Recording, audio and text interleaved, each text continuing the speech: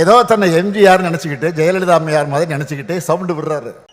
ஸ்டாலின் சொல்றார், எடப்பாடி பழனிசாமி எம்ஜிஆரை போல அம்மா பேரை சொல்லி அவர் போல என்னமோ மக்கள் கூட்டிருக்கணும். நான் ஒண்ணுமே இல்லப்பா, நான் தொண்டேன், கீழே இருந்தா மேல வந்து பல கூட்டத்தில் சொல்லிட்டேன். கீழே இங்க இருக்கின்றவர்கள் போல எங்களுடைய தலைவர்கள் பேச்சை கேட்டு படிப்படியா உயர்ந்து இங்க வந்திருக்கிறேன். நான் பல கூட்டத்தில் சொல்லியாச்சு, நான் தலைவர் என்று எப்போதுமே சொன்னது கிடையாது. எல்லா தொலைக்காட்சியில் நீங்க பாருங்க, பல்வேறு கூட்டத்தில் பேசிய பேச்செல்லாம் கேளுங்க. ஏன்னா அவர் கேட்கறதுக்கும் எப்போ கேட்டதும் கிடையாது, அவரு மற்றவர் சொல்வதும் கேட்க மாட்டாரு, தனக்கும் கிடையாது. அது வேண்டாம், தப்பா போயிடும், வேண்டாம். அதிகமா பேசினா அவர் வேற விமர்சனம் பண்ணா என்னை ஒருமையில பேசினான்னு சொல்லுவார். ஆக திரு ஸ்டாலின் அவர்களே, தயவு செய்து நாங்கள் பேசுவதை கவனிங்க.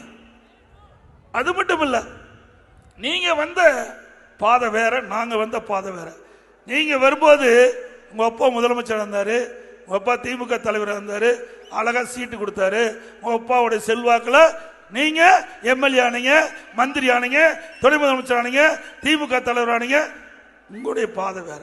எங்களாட்டம் இங்க இருக்கிறவங்களாட்டம் உங்களை போல நின்று தலைவருடைய பேச்சை கேட்டு கிளை செயலாளர் இருந்து, ஒன்றிய பொறுப்பு இருந்து, மாவட்ட பொறுப்பு இருந்து, மாநில பொறுப்பு இருந்து, எம்எல்ஏ இருந்து, எம்பி இருந்து, மந்திரி.